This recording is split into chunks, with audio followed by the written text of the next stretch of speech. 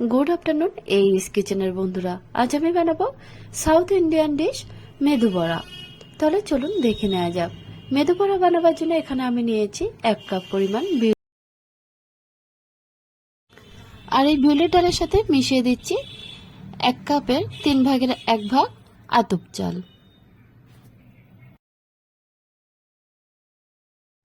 ডাল এবং চালটা ভালোভাবে বেশ কয়েকবার ধুয়ে পরিষ্কার জলে ভিজিয়ে রাখবো 7 থেকে 8 ঘন্টা। দেখুন 7 থেকে 8 ঘন্টা ভিজিয়ে রাখার পরে ডালটা অনেকটাই ফুলে গেছে। আর সাথে নিয়ে নিচ্ছি হাফ বাটি গ্রেট করা নারকেল, 3টে কাঁচা লঙ্কা, আদা এবং ধনিয়া পাতা। আর মেদু বড়ার সাথে কিন্তু নারকেলের চাটনি খেতে বেশি ভালো লাগে। এখন আমি ডালগুলো ব্লেন্ডার জারের মধ্যে দিয়ে পেস্ট করে নেব। আর সাথে দিয়ে দিচ্ছি 3টে কাঁচা লঙ্কা, কয়েক টুকরো আদা আর অল্প একটু গ্রেট করা নারকেলও দিয়ে দেব। এই সবগুলো একসাথে বেশ ভালোভাবে পেস্ট করে নেব। দেখুন পেস্টটা এরকম হবে, খুব বেশি মিহি পেস্ট হবে না।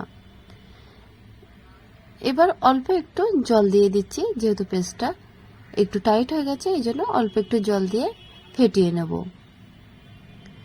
এইভাবে হাত দিয়ে বেশ ভালোভাবে ডালটা ফেটিয়ে নেব। ফেটানো যত বেশি ভালো হবে বড়াটা খেতেও কিন্তু তত বেশি টেস্টি হবে। ফেটানোটা হয়ে গেছে। দেখুন একটা বাটির মধ্যে আমি বেশ কিছুটা জল নিয়ে তাতে এক টুকরো ডালের পেস্টটা দিয়ে দিলাম। যখন ভেসে উঠছে তখন জানতে হবে যে ডালের পেস্টটা কিন্তু ভালোভাবে ফেটানো হয়ে গেছে।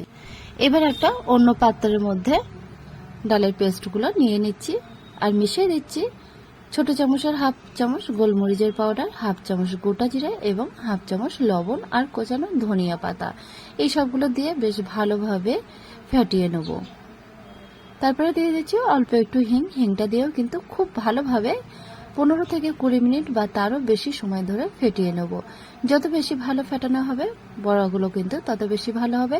এবার 2 হাতের তালুতে একটু সাদা তেল লাগিয়ে নেব। নিয়ে দেখুন হাতের মধ্যে কিছুটা মিক্সচার নিয়ে এরকম রাউন্ড করে নিয়েছি। এরপর একটা বাটি নিয়ে বাটিটা গরম তেলের মধ্যে একটু ডুবিয়ে নিয়ে বাটির পিছনে মিক্সচারটা লাগিয়ে দিচ্ছি আর মিডল পোর্শনে একটু ছিদ্র করে দেব। তারপরে বাটি শুদ্ধ তেলের মধ্যে এইভাবে দেব ফ্রাই করার জন্য। দেখুন তেলের মধ্যে দিয়ে দিয়েছি। যখন ফ্রাই হয়ে যাবে তখন বাটি থেকে তুলে নেব।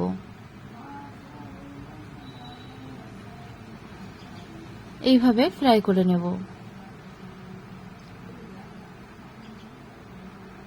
এবার আমি একটু হাত দিয়েও দেখিয়ে দিচ্ছি। হাতের আঙুলের মধ্যে মিক্সচারটা নিয়ে এরকম ভাবে তেলের মধ্যে ছেড়ে দেব। দেখুন কিছুটা মিক্সচার এরকম ভাবে তেলের মধ্যে রাউন্ড শেপের করে ছেড়ে দিয়েছি আর মিডল পোর্শনে একটা ছুরি দিয়ে এরকম ছিদ্র করে দিচ্ছি।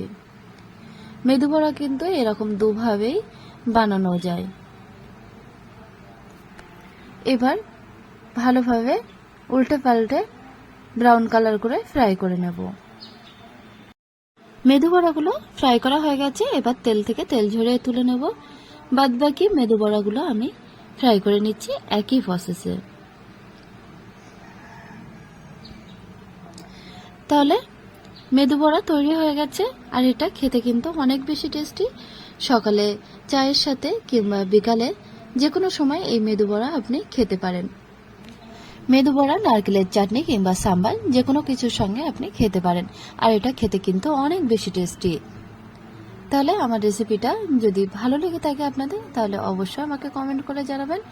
আর যদি চ্যানেলটা এখনো পর্যন্ত সাবস্ক্রাইব করা না হয়ে থাকে তাহলে সাবস্ক্রাইব করার অনুরোধ রইল।